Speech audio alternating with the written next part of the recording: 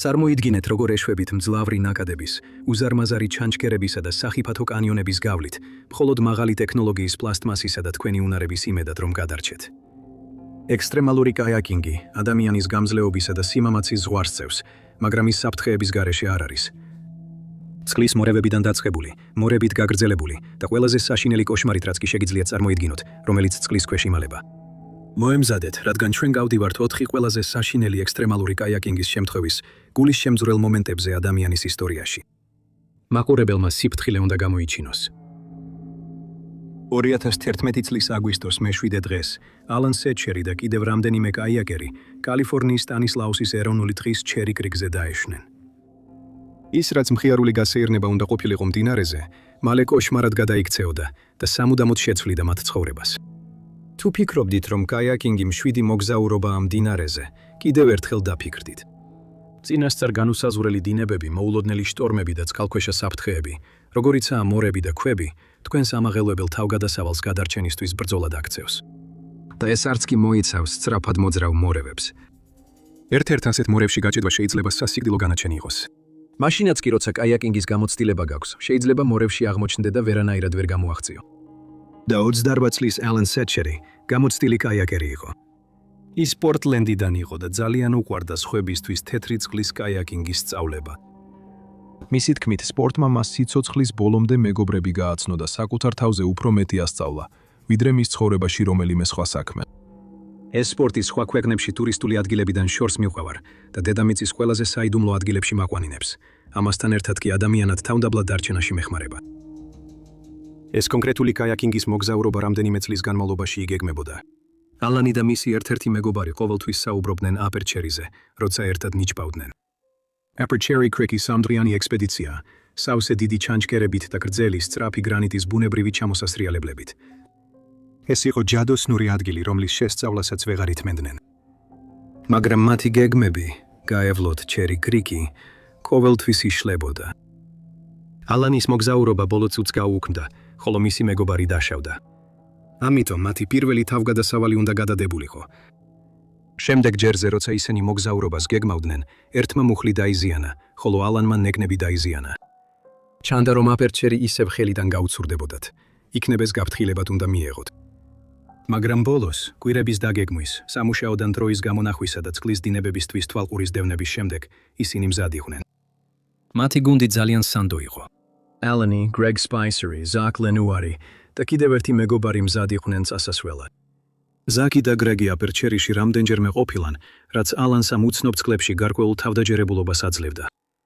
ალანი გამოცდილი და გამოცდილ კაიაკისტად ითვლებოდა, რომელიც წყალში თავისი დაგეგმითა და სიფრთხილით იყო ცნობილი. ის არ იყო რისკის მოყვარული და არ ქონდა მიზეზი დაეჭვებინა, რომ ეს მოგზაურობა სხვების მსგავსად ჩაივლიდა. როცა ისინი ბილიკის დასაწყის მიაღწიეს, მათ მეგობარს, ზაკს, ზურგჩანთის პრობლემა შეექმნა. საათობით შეკეთების მცდელობის შემდეგ მას მოუწია უარის თქმა. მაგრამ ისინი შეხვდნენ ნიკ მერფის, გამძლე კაიაკისტს ტენესიდან, რომელმაც თავისი მოგზაურობა კუჭის ავადმყოფობის გამო გამოტოვა, ამიტომ მათ მას თავიანთ ჯგუფში შემოერთება, შესთავაზეს. იმ საღამოს ისინი დაახლოებით 2 საათის განმავლობაში დადიოდნენ ფეხით. 3 მილის დაფარვის შემდეგ ისინი დაბანაკდნენ ლამას ქედზე, რომელიც ჩერი ლეიქს გადაჰყურებდა. მეორე დილით მათ დარჩენილი 9 მილი გაიარეს მდინარეზე ჩასასვლელად. ტერმინი put in უბრალოდ ნიშნავს იმ კონკრეტულ ადგილს წყალში, სადაც აპირებ, იცი, შენი კაიაკი ჩასვა. შენი კაიაკი ჩასვა. ალანმა გზა უმეტესად წინ გაუძღვა და ისინი შუა დილით მივიდნენ იქ. ისინი შეხვდნენ სხვა ჯგუფებს, ცოტა ხანს დაისვენეს და შემდეგ ისადილეს. მათ ვერ გაუძლეს ცდუნებას და დაბანაკდნენ გრანიტის საოცრებათა ქვეყანაში ულამაზეს ადგილას, ხოლო კრისმა საღამოსთვის ცისარტყელას კალმახიც კი დაიჭირა. მომდევნო დღეს ისინი დილით ადრე გაემართნენ მდინარეზე, რომ სიცხისთვის აერიდებინათ თავი. ისინი სრიალებდნენ ქვებზე და უზარმაზარ ლოდებს შორის, ასევე გვერდს უვლიდნენ საშიშ ნაკადულს, რომელსაც დასავლეთ სანაპიროს გორილა ეწოდება. როდესაც ისინი კიდევ უფრო სწრაფ ნაკადებში მიიწევდნენ, ერთ ადგილას, რომელსაც ორმაგი ორმო ეწოდება, ნიკი გადაბრუნდა და უსაფრთხო ადგილამდე ცურვა მოუწია. შემთხვევით დაღლილებმა და მადლიერებმა, რომ ყველაფერი კარგად დასრულდა, გადაწყვიტეს ბანაკი ადრე დაედგათ ადგილთან, რომელსაც ჩანჩქერების ხეივანი ეწოდება. იმ ღამით ისინი უყურებდნენ, როგორ გადიოდნენ სხვა ნიჩბოსნები ჩანჩქერებზე. მათაც იგივეს გაკეთებას გეგმავდნენ მეორე დღეს. დილით, როდესაც გათენდა, ისინი ყველანი აღფრთოვანებულები იყვნენ კიდევ ერთი დღის წყალზე გატარების მოლოდინით. ადრენალინითა და უამრავი გართობით. ისინი ვერ წარმოიდგენდნენ, რომ მზის ჩასვლამდე ერთ-ერთი მათგანი ცოცხალი აღარ იქნებოდა. იმ დღეს ისინი ნაპირზე იდგნენ და უყურებდნენ, როგორ გადიოდა მათი მეგობარი პირველ ჯორომში. მისი წარმატების დანახვამ ისინი საკუთარი გასვლისთვის კიდევ უფრო აღაფრთოვანა. ალანმა თავისი კაიაკი წყალში ჩადო და გაემართა. მაგრამ თითქმის ყოველგვარი გაფრთხილების გარეშე უბედურება დადრიალდა. ალანი თავისი ჩვეულებრივი ოსტატობით მართავდა კაიაკს, როცა გულის შემძვრელ წამში მისი კაიაკი მორევში გაება. როგორც მოგვიანებით ერთ-ერთი თვითმხილველი იტყოდა, ის ჩანჩქერების ხეივნის ბოლოში ერთ პატარა უკუდინებაში მოხვდა. როცა მორევში მოხვდები, პირველი რაც უნდა სცადო არის მთელი ძალით მოსვა ნიჩაბი და გამოხვიდე იქიდან. მაგრამ თუ მორევი ძალიან ძლიერია, უნდა გადახვიდე კაიაკიდან, ჩაკვინთო მდინარის ფსკერზე და მოძებნო დინებების შორის სიცარიელე. ამ ყველაფერს აკეთებ მაშინ, როცა ამ წყლის გიჟურ შტორმში ხარ გაჭედილი, რომელიც ცდილობს დაგახჩოს. ამ რთულ სიტუაციაში აღმოჩენილი ალანი გადახდა კაიაკიდან, მდინარეში ჩავარდა და ძლიერ ებრძოდა დინებებს. მისი მეგობრების თქმით, მან მაქსიმალურად სცადა ამოსვლა, მაგრამ უკუდინების ძალა ძალიან ძლიერი იყო. მან წყლის ქვეშ ჩაითრია. მხოლოდ მისი ხელი დარჩა წყლის ზემოთ, ეჭიდებოდა რამეს, რაც გადაარჩენდა. ჯგუფში ყველანი მაშინვე მოქმედებაში ჩაერთნენ, თოკებს ესროდნენ ალანის გაწვდილ ხელს. მისმა ერთ-ერთმა მეგობარმა თქვა: "ვცადეთ თოკების სროლა ნავებიდან, ზემოთ კლდეებიდან და პატარა ლოდიდან, რომელიც ოდნავ შორს იყო დინების მიმართულებით. ერთხელ მაინც ორზე ნაკლები ფუთით ავწდით მას." მაგრამ ძვინვარე წყალმა სძლია მას და ის წყლის ქვეშ გაუჩინარდა, მისი ხელი ნელა გაუჩინარდა. ის დინებამ 3 წუთზე მეთხანს წაიღო. მისმა მეგობრებმა წყალს შეშფოთებით უყურეს, იმ წუთებში, რომლებიც საათებად ეჩვენებოდათ. ალან სეტჩერი საბოლოოდ მორევმა გარეთ გამოაგდო, უგონო მდგომარეობაში. გრეგმა და კრისმა ის ამოიყვანეს და მაშინვე გულ-ფილტვის რეანიმაცია დაიწყეს. მათი ყველა მცდელობის მიუხედავად, უკვე ძალიან გვიანი იყო. ნიკმა ტრანსივერი ჩართო, რათა ვერტმფრენი გამოეძახებინა. ისინი ერთად მუშაობდნენ, რომ ალანი ხეობიდან ამოეყვანათ. როცა ვერტმფრენი ჩამოვიდა, მათ ალანი და მისი აღჭურვილობა ჩატვირთვაში დაეხმარნენ. ფილოტი და მედიკოსი, პროფესიონალები და გულისხმიერები იყვნენ, როცა ალანი იმ წყლისგან წაიყვანეს, რომელსაც ასე უყვარდა, უკანასკნელად. ისინი მანქანებთან დაბრუნდნენ, ცრემლიანი ჩახუტებები გაიცვალეს და სახლებისკენ გაემართნენ. ეს არის კაცობრიობის ისტორიაში ექსტრემალური კაიაკინგის 4 მძიმეს შემთხვევას შორის პირველი. მაგრამ უდავოდ, მეოთხე ყველაზე მძიმეა. შემდეგ ისტორიაში ერთ-ერთმა სამაშველო მუშაკმა, ლეიტენანტმა კევინ კამერლინგმა თქვა, რომ ეს იყო ყველაზე რთული გადარჩენა, რაც ჩემს 25 წლიან კარიერაში მინახავს. ეს არის უილიამ ჰოქსი, ბიჭი, რომელიც თავგადასავლებისთვის და ბუნებაში ყოფნისთვის არის დაბადებული. სკოლაში ყოფნისას ის ძალიან აქტიური იყო მსუბუქ ატლეტიკაში, დრამაში და კიდევ სახანძრო აკადემიაც დაასრულა. საშუალო სკოლის დასრულების შემდეგ მან სწავლა დაიწყო Feather River College-ში, სადაც ის ესწრებოდა ლექციებს და ჩაერთო გარე რეკრეაციული ლიდერობის პროგრამაში. მრავალმხრივ ნიჭიერ უილ ჰოქსიში რაღაც განსაკუთრებული იყო. ის შესანიშნავი მუსიკოსი და სიმღერების ავტორი იყო. ის ასევე გარემოს დაცვასაც ემსახურებოდა. ის მუშაობდა რესურსების დაცვის რაიონში პლუმასის ოლქში. უილიც მდინარის მოყვარული ოჯახის წევრი იყო. ის დაიწყო როგორც თეთრწყლიანი რაფტინგის გიდი და მალე ექსპერტი კაიაკისტი გახდა. მისი საყვარელი მდინარე იყო ტრინიტი, ჩრდილოეთ კალიფორნიაში. მაგრამ ის შორს და ფართოდ მოგზაურობდა. ორეგონი, აიდაჰო, ჩრდილოეთ კაროლინა, იუტა, ვირჯინია, ჩილე და კიდევ ბევრი სხვა ადგილი, მხოლოდ მათი მდინარეების შესასწავლად. ის ხშირად მუშაობდა დამხმარე კაიაკერად და ბევრ დღეს თავის ძმა ბენთან ერთად კაიაკით დაცურავდა. მათ ქვიათ ჰოქსი ბიჭები და საკმაოდ ცნობილი იყვნენ თეთრი წყლის კაიაკინგის საზოგადოებაში. უილ ჰოქსი მონაწილეობდა უამრავ თეთრი წყლის კაიაკინგის ფესტივალსა და შეჯიბრებაში. ის ასევე გადიოდა სწრაფი წყლის სამაშველო, კაიაკის ინსტრუქტაჟისა და ველური ბუნების პირველადი დახმარების ტრენინგებს. 2021 წელს უილ ჰოქსი მცირე მეგობრების ჯგუფთან ერთად დიდ პლაცში დარჩა და დაეხმარა ქალაქის დაცვაში, როცა მონუმენტის ხანძარმა იქ გაიარა. უილ ჰოქსს ახასიათებენ როგორც უანგარო, მოსიყვარულე და სიცოცხლით სავსე ადამიანს. თავგადასავლების მოყვარული, რომელიც ყოველთვის ფეხში შველი იყო და ყოველთვის ისე იღიმოდა, რომ ყველას უკეთესად აგრძნობინებდა თავს. ეს ყველაფერი ტრაგიკულად დასრულდა 2023 წლის 14 ივნისს. ყველაფერი დაიწყო სიერა ნევადის სამხრეთ ნაწილში, კერნის მდინარეზე. კერნის მდინარე ღრიალებს წამში 4800 კუბური ფუტის სიჩქარით. იმ დღეს 5 გამოცდილი კაიაკისტის ჯგუფმა, მათ შორის ვილმა, გადაწყვიტა გაევლო რთული მეოთხე კლასის End Canyon-ი ჯონსონ დეილის ხიდის ქვემოთ. მათ იცოდნენ, რომ წყლის დონე მაღალი იყო, მაგრამ გამოწვევისთვის მზად იყვნენ. თუ წყლის უსაფრთხოების კლასების სისტემას არ იცნობთ, პირველი კლასი ყველაზე მარტივია. ამ სწრაფ დინებებს მცირე ტალღები და მსუბუქი დინებები აქვს. ისინი გგავს ნელა მოძრავ მდინარეს და ძალიან უსაფრთხოა დამსკებთათვის. მეორე კლასის სწრაფ დინებებს ცოტა მეტი ტალღა და რამდენიმე პატარა ქვა აქვს. წყალი ცოტა უფრო სწრაფად მოძრაობს, მაგრამ მაინც კარგია დამსკებთათვის, თუ აქვთ საბაზისო უნარები.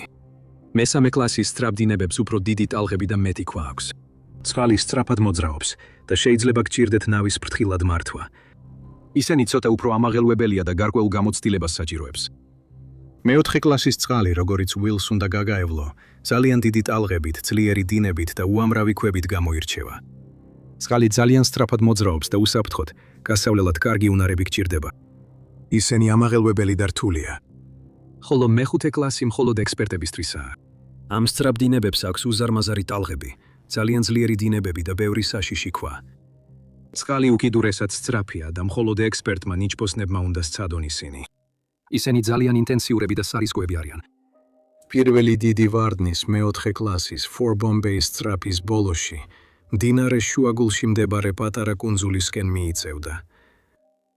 ხშირად როცა კაიაკით ხარ, ძალიან რთულია იპოვო სუფთა ხილვადობის ხაზი, რომელიც შენს თავს კლდეებს ამ მდინარეში მოცურავე სხვა ნარჩენებს აგარიდებს.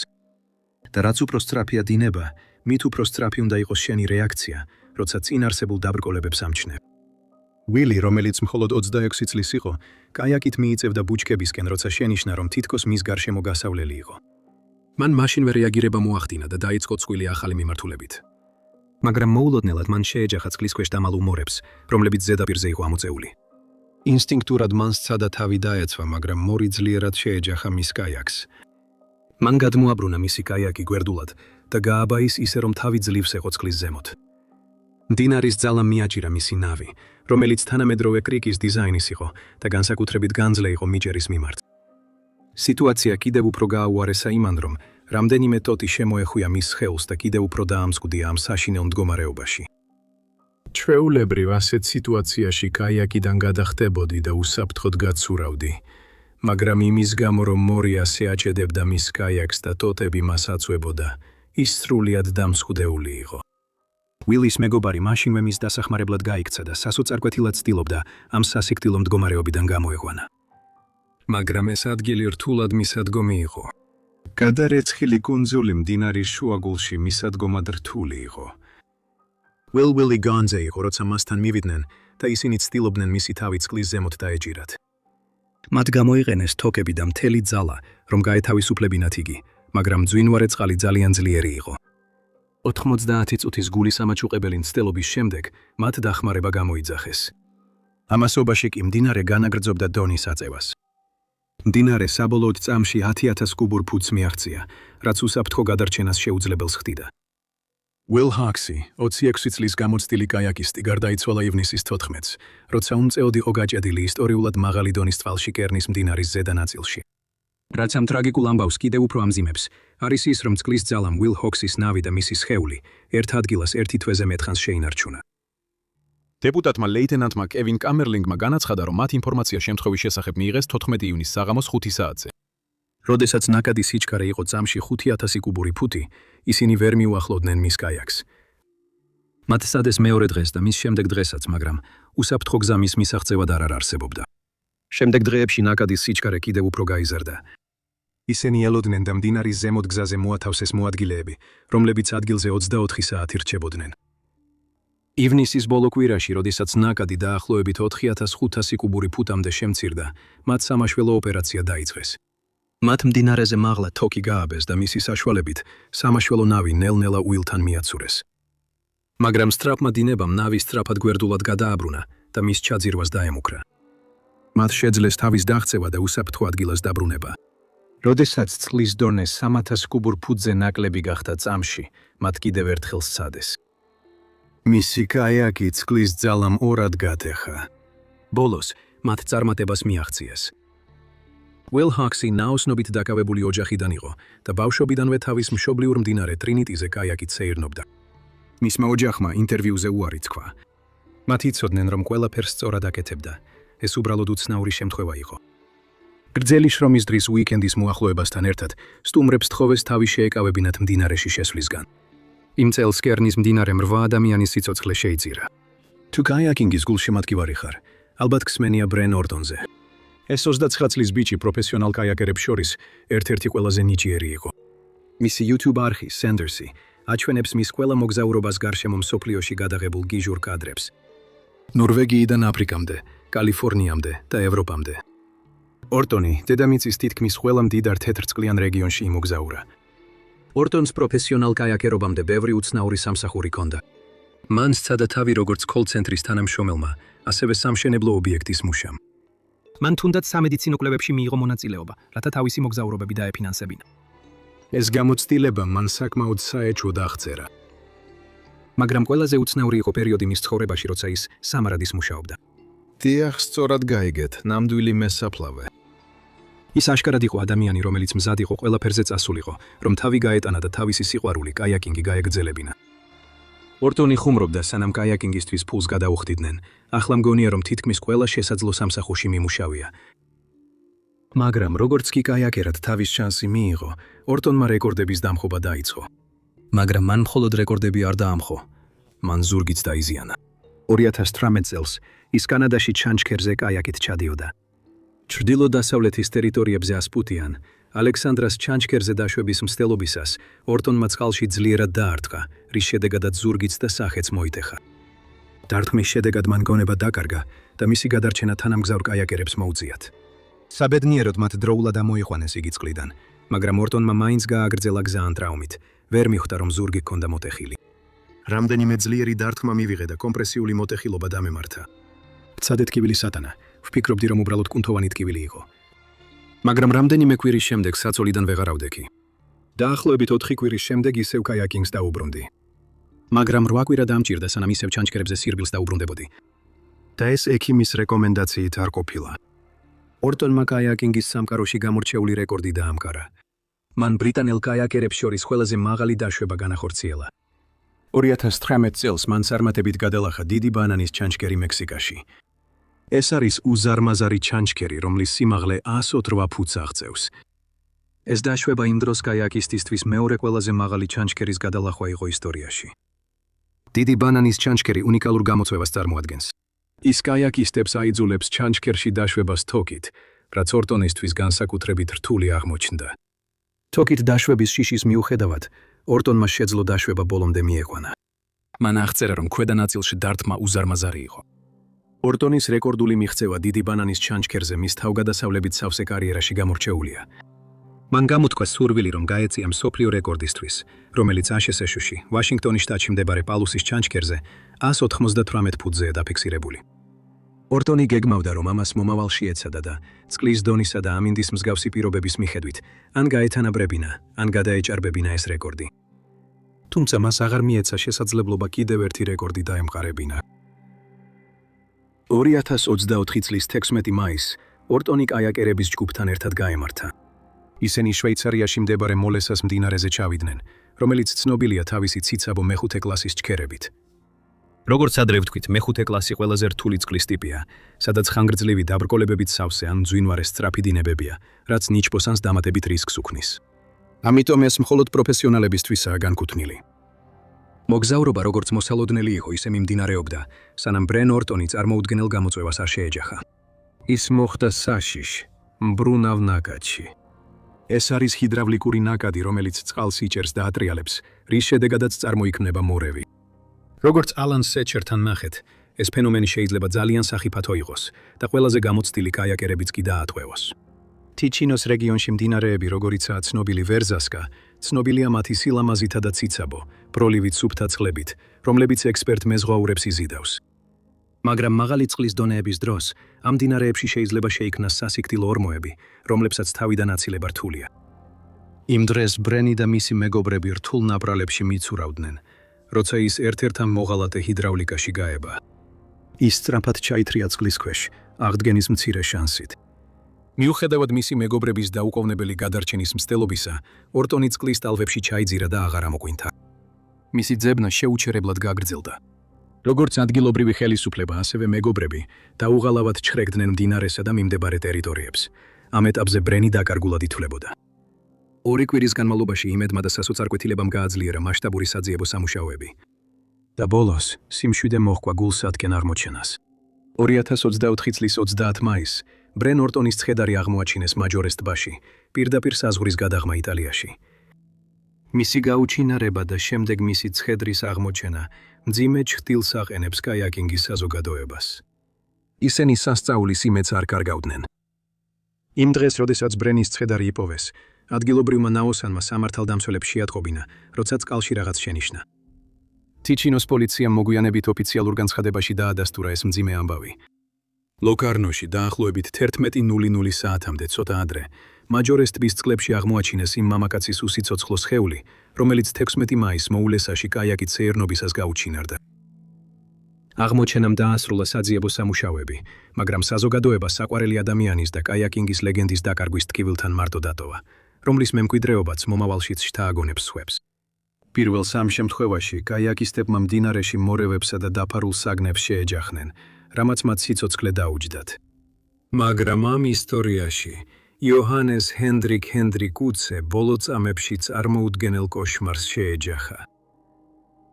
32 წლის კაცი იყო 5 ფუტი და 11 ინჩი სიმაღლის, ძლიერი აღნაგობის და გამელოტებული თმით, რომელიც კანს ჰქონდა გაპარსული. ის იყო სამხრეთ აფრიკის თავდაცვის ძალების ყოფილი მედიკოსი და თეთრი წყლის კვლევის სამყაროში გიგანტი. ჰენდრი ცნობილი გახდა 2004 წელს, როდესაც მან გამორჩეული ექსპედიცია წყაროდან ზღვამდე ჩაატარა. ეს ნილოსის მდინარეზე იყო, რაც ჯონ გოდარდის ადრინდელი მოგზაურობის მარშრუტს იმეორებდა. ეს ამბიციური ექსპედიცია დაიწყო უგანდაში, ვიქტორიას ტბიდან 17 იანვარს და ხარტუმს 25 მარტს მიაღწია. ჯგუფმა გააგრძელა მოგზაურობა და 21 მაისს როზეტაში ხმელთაშუა ზღვასთან მივიდა. ექსპედიციის მიზანი იყო რეგიონში ჰუმანიტარული პრობლემების გამოკვეთა. იმ განცხადებებზე პასუხად, რომ მათი მოგზაურობა ნილოსის ნამდვილი წყაროდან არ დაწვებულა, კუცემ და მისმა ჯგუფმა 2005 წლის აპრილში დამატებითი ექსპედიცია დაიწყეს კაგერადან ვიქტორიას ტბამდე. ამან ორიგინალურ 463 მილს, რომელიც 2004 წელს გაიარეს, კიდევ 466 მილი დაამატა. ჰენდრის დედა მარი ნიმანი ამბობს, რომ მისი შვილი ყოველთვის უშიშარი იყო და ყურადღების მიქცევა უყვარდა. ის დაიბადა 1975 წელს სამხრეთ აფრიკის ჩრდილო-დასავლეთის პროვინციის პატარა ქალაქში. ჰენდრი 2 წლით უმცროსი იყო თავის დას, შარლინზე. როდესაც ის მე-7 კლასში იყო, ასაკზე უფრო პატარა ჩანდა და გამონაკარი ჰქონდა, მან გაბედულად მიამაგრა თავისი ფოტო სკოლის საინფორმაციო დაფაზე. მის გვერდით იყო წარწერა: გოგონებს ვეძებ. ნებისმიერი გოგონა 10-დან 14 წლის ასაკში. მისი სახე ლაქებით იყო დაფარული, იხსენებს მისი დედა. საუკეთესო ფოტო არ იყო. ჰენდრის მამა, ჰენკი, მაიორი და სადაზვერვო ოფიცერი იყო სამხრეთ აფრიკის სპეციალურ ძალებში. ისინი ოშაკატიში ცხოვრობდნენ სამხრეთ აფრიკის სასაზღვრო ომის დროს. ერთხელ მათ საარტილერიო ცეცხლი დაუშინეს ანგოლის ძალებმა, რომლებსაც საბჭოთა კავშირი უჭერდა მხარს.